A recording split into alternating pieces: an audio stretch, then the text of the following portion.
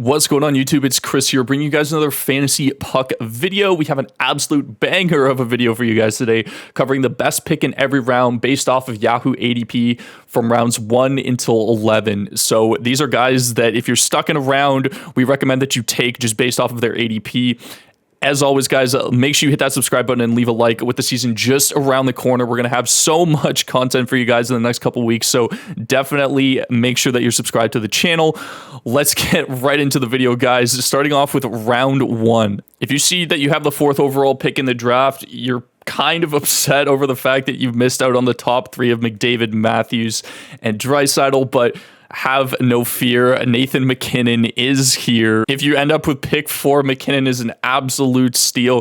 Realistically, he could be a top 2 player next year just based off of his previous seasons. Injuries have been a concern, but if MacKinnon stays healthy, he should have an absolute insane year with the Avs after coming off a Stanley Cup win. 337 shots is his selling point. Just a crazy amount of shot volume. Going to get a ton of power play points and be well over a point per game as always. In round 2 at ADP 24.9, we have David Pastrnak of the Boston Bruins. Guys, I don't know why he's dropped so much this year, if I'm honest with you. 40 goals in 72 games with 312 shots. I don't understand why he's not a first-round pick. I believe that he should be as well. 63 hits is very solid from a high-end scorer like Pastrnak, and his shot volume is just going to be insane as well as his goal totals, guys. Regardless of the injuries that Boston's facing, Past is an absolute stud, so expect him to produce accordingly. Speaking of guys that should be going in the first round, Brady Tkachuk at round 3 might be the best pick in the entire draft. There's nobody else that will hit over potentially 300 shots and 300 hits in the same season. Brady also scored 30 goals last year, and 40 assists is also a really good, underwhelming stat by Brady. Expect his power play totals to go up as well with newly acquired Senators such as Claude Giroux and Alex DeBrincat.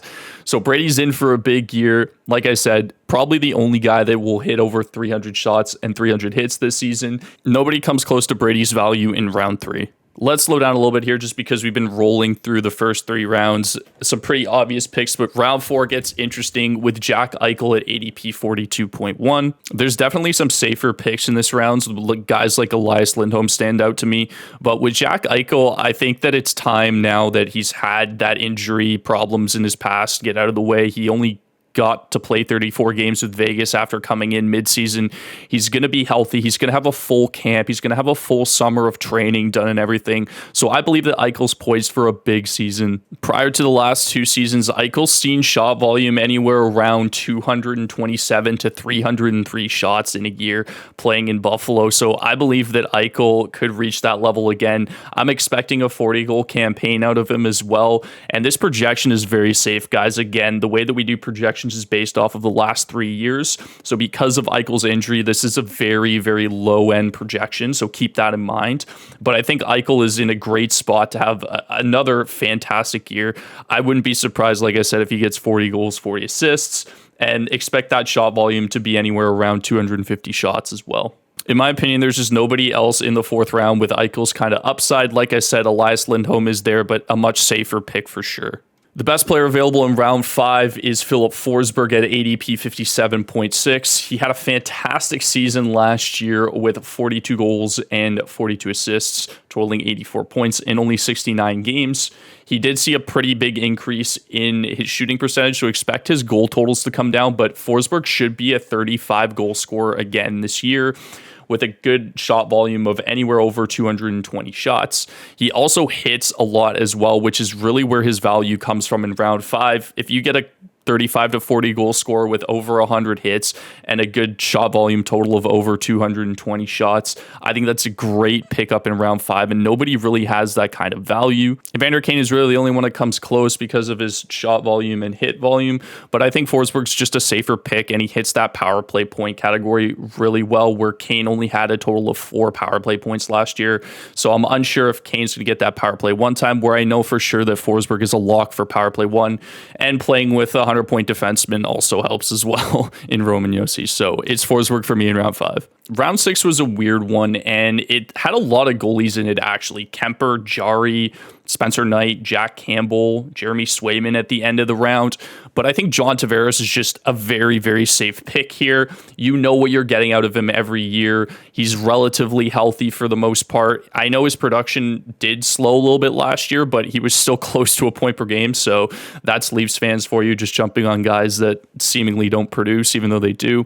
Tavares is also very good on the power play and has a high shot volume as well, with surprising amount of hits. I didn't expect him to hit around 90 times last year, but it's just a very safe pick. It's not really one that has a lot of upside, but Tavares has a very high floor. Consistency is important in fantasy hockey as well. You don't always want to take a guy that has the highest ceiling because he doesn't always hit.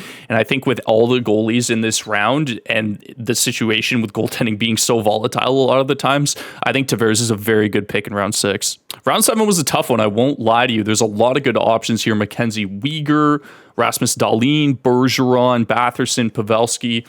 And I know what you're thinking. Like, I list off all those names. You're like, well, why does he go with Laine then?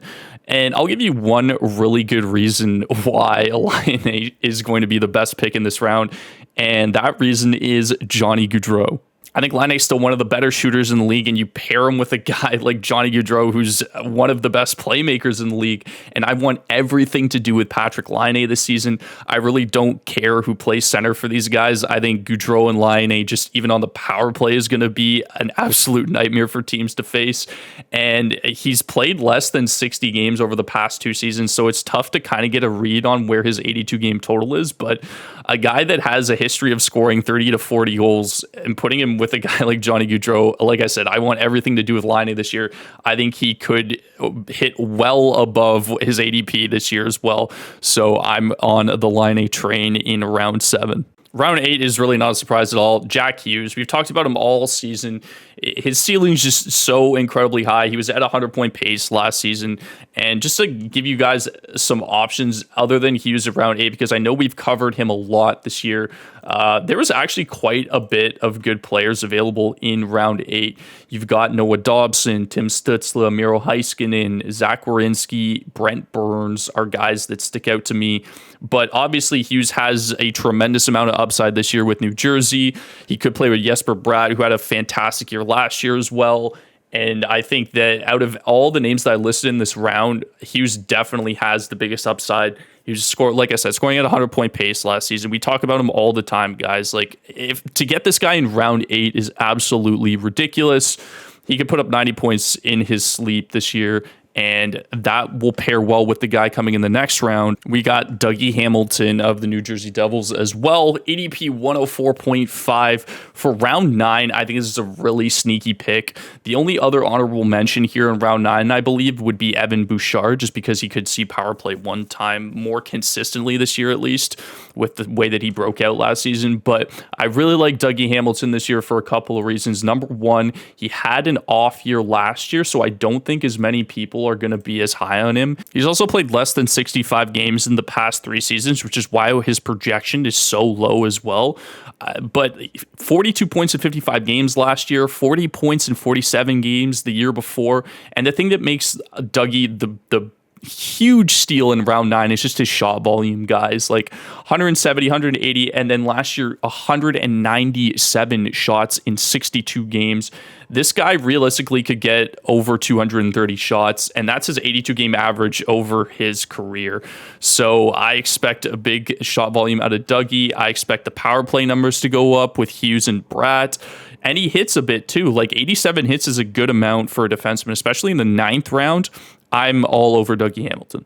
I'm going to cheat a little bit in round 10 here with Brad Marchand. His ADP is 117, so technically he falls in round 10. I believe he's going to go earlier just because the news has come out that he's well ahead of his injury schedule and should be back a lot sooner than anticipated. And so, guys, like, obviously make sure that you mark this down in your drafts, pin him immediately. Anywhere in the 8th, 9th round even, I would be okay with taking Marchand. It's just so much good value here, even though that he's injured. He's going to come back and absolutely dominate in the regular season like he always does.